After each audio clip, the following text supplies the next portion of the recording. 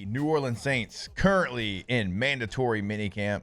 It's going to be the 10th through the 12th. So over the next couple of days, you're going to have a chance to take a look at some of the position battles, some of the new players, rookies, all of that.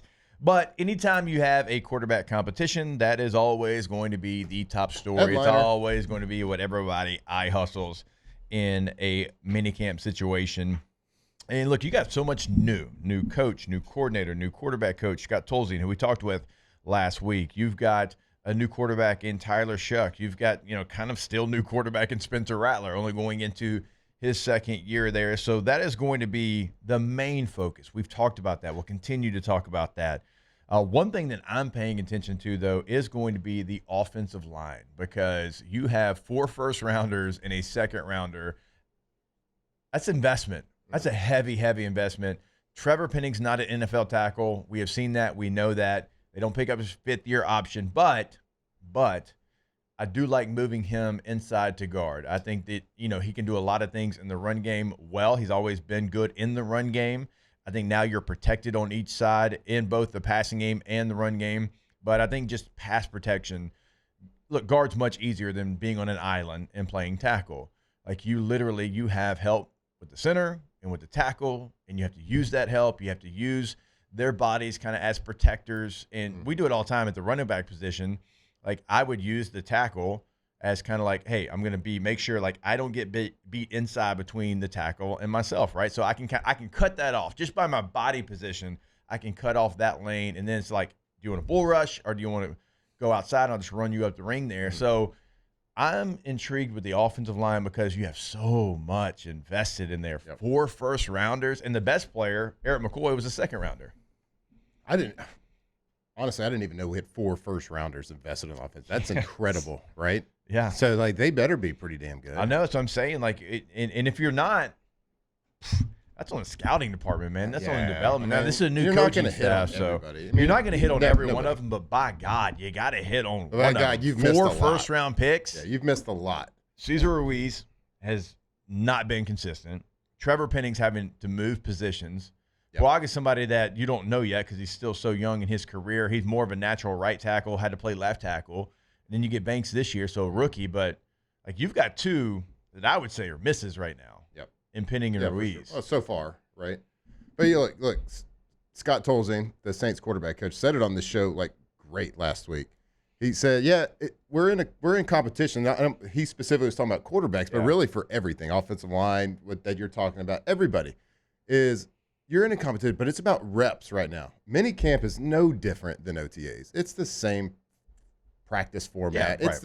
It's just an extension. It's just the mandatory part that you got to do. Yeah, and you stay a little bit longer. Yeah. And a little it's got bit. a training camp feel to it. It's got a different name to it. Yeah. It does. I mean, mine were always just the same thing as OTAs pretty much. But like Scott said, it's so good. He was like, but we're just trying to get reps in. Like, they're evaluating, yes, but the competition, like, we got shorts on.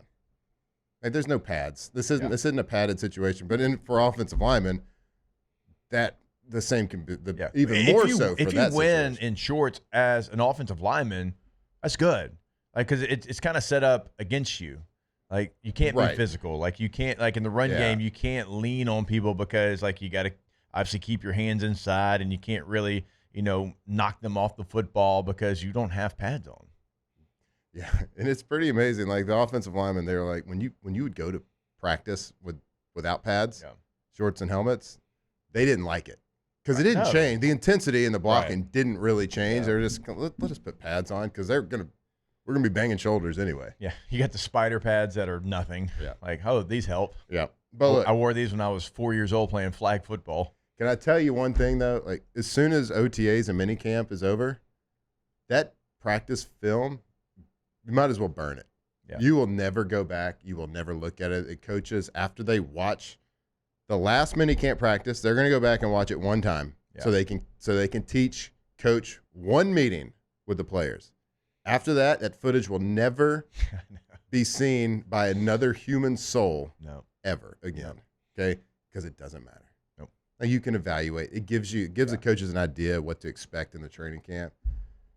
But I say that about spring practices too in colleges. Yeah. Like, true. It doesn't mean a lot. Yeah. You get some extra reps, That's great. Yeah, for the Saints, gets burned. For the Saints, as we get ready to take our last break of the show, for the Saints, it's all about learning each other, finding out your teammates, some of the tendencies that they have, and trying to create some chemistry here in this mini camp situation because of all the things you said. Mm-hmm. But for them, it's just an introduction for everybody, new coaches, new players, new everything, right? And then take that, parlay that into whatever you do the first couple of days of training camp. Yeah, Scott said it again, really good. Like the coaching staff, head coach, offensive coordinator, quarterback coach, they're constantly trying to evolve based on what the team's given. They're not going to come in with a hard set of these are the plays you're going to run. You're going to learn how to run it. They're going to build everything, which to me got me excited for Saints fans out there. Listen, that's a really cool, especially with young quarterbacks. That's what you want as a staff. So kudos to them. Hope it works.